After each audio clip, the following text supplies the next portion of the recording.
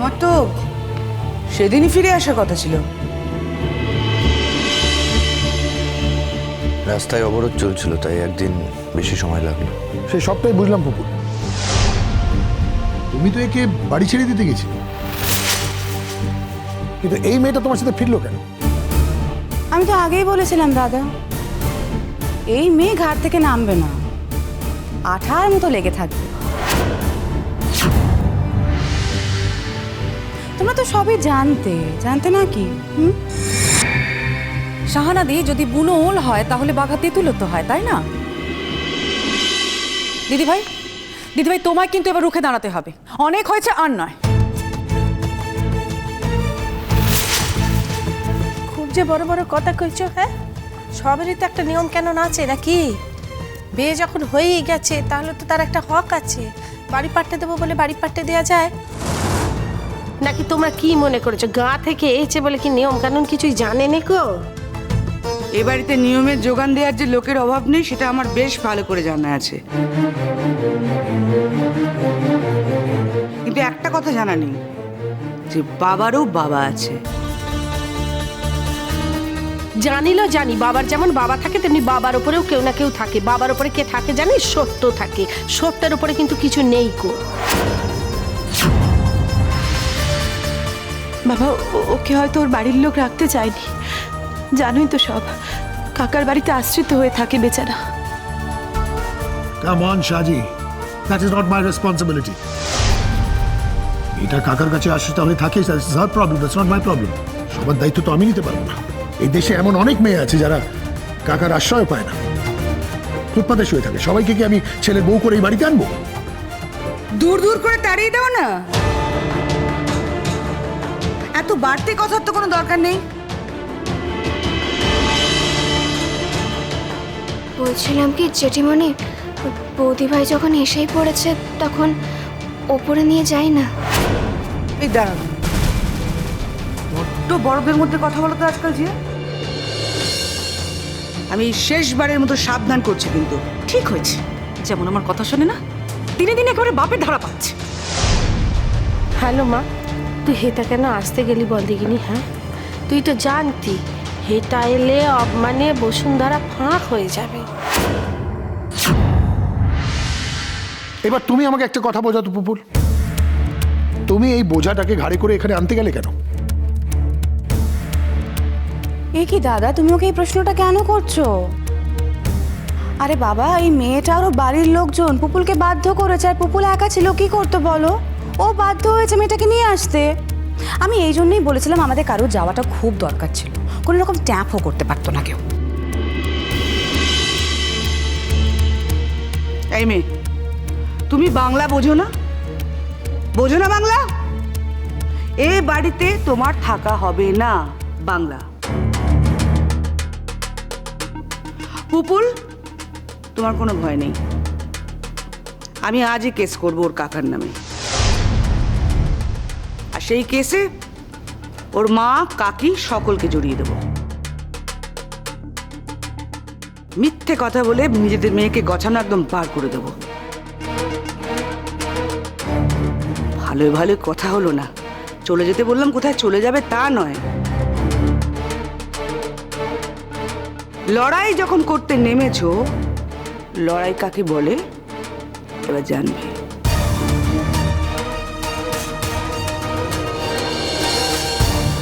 আমি বলছিলাম এই কথাগুলো ভেতরে গিয়ে বললে হতো না?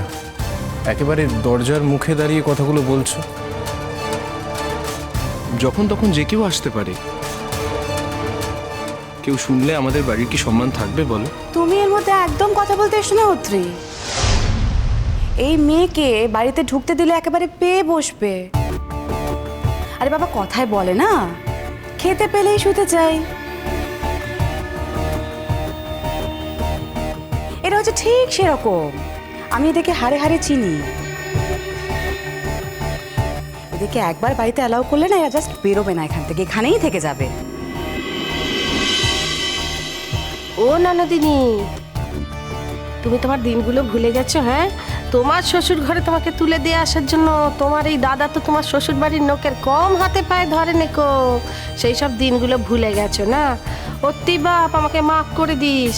তোর মাকে নিয়ে কথা কইছি, তোর বাপের ঘর নিয়ে কথা কইছি, জানি বলাটা উচিত নয় গো, কিন্তু কি করবো বল দিগিনি। হ্যাঁ, তোর মাই তো আমার মুখটা খুলতে বাধ্য করছে না। দাদা তুমি শুনছো? এই মহিলা নিজেকে দলে ভারী করছে, সবাইকে কি সব বলছে ও। তুমি ভাবো, ও পুপুলের সর্বনাশ ডেকে নিয়ে আসছে। দাদা ও নাকি বলে পুপুলকে ভালোবাসে। এই ভালোবাসা নমুনা তুমি বলো?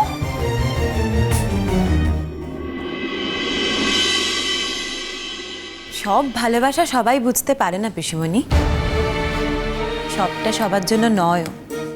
তাই বলছি তুমি আর ওটা বোঝার চেষ্টা করো না পিসিমণি। বাবা, মেয়েটার তাহলে কি হবে? মেয়েটাকে কি ধুলো পাই বিদায় করে দেবে? মানে এরপর যদি রাস্তায় বেরিয়ে কোনো দুর্ঘটনার মুখে পড়ে তাহলে কিন্তু আর আইন আদালত করার স্কোপ পাবে না বাবা। উল্টে মেয়ের বাড়ির লোকই আইন আদালত করবে। এই তুমি এত ভেবো না তো সাজি, এসব মেয়ে কোনো অঘটন ঘটে না। এরা অঘটন ঘটায় অন্যের সংসারে। ও চাঁদ বাবা, তুমি যে কিছু বলছো নিকো। হ্যাঁ মানছি, একে তুমি বউ বলে মানছো নি, এর উপর তোমার মন পড়ে নিকো, কিন্তু এটা একটা মেয়ে মানুষ বলো। হ্যাঁ, মায়ের জাতি তো, সকলের সামনে মায়ের জাতিকে এমন ধারা অপমান করছে, তুমি মুখে কুলু পেটে আছো বাবা। হ্যাঁ, আর যদি অন্য কোনো মেয়েকে এমন ধারা কেউ অপমান করতো, তুমি কি এমনি করেই চুপ করে থাকতে বাবা? আমার তো সে কথা বিশ্বাস হচ্ছে না যে সেইখানেও তুমি চুপ করে থাকতে। ওনার বোধহয় কিছু বলার আছে। ওর কোনো কথা আমাদের শোনার নেই। না, একবার শুনেই দেখো না, হয়তো তোমরা যত খারাপ ভাবছো ততটা খারাপ নয়।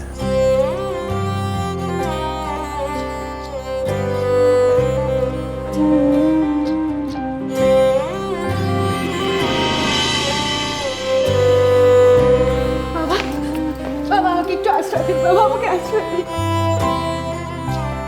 এই ছাড়ো, পাড়া ছাড়ো, দেখা কান্না আমার একদম পছন্দ না।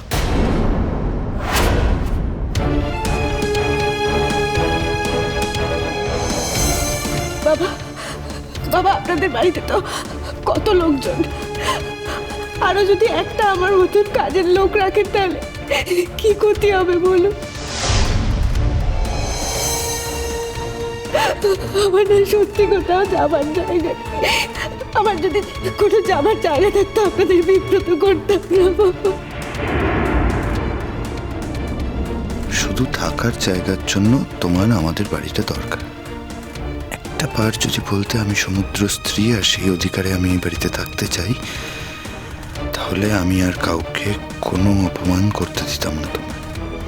কিন্তু তোমার তো আমাকে দরকার নেই, তোমার শুধু দরকার একটা আশ্রয়।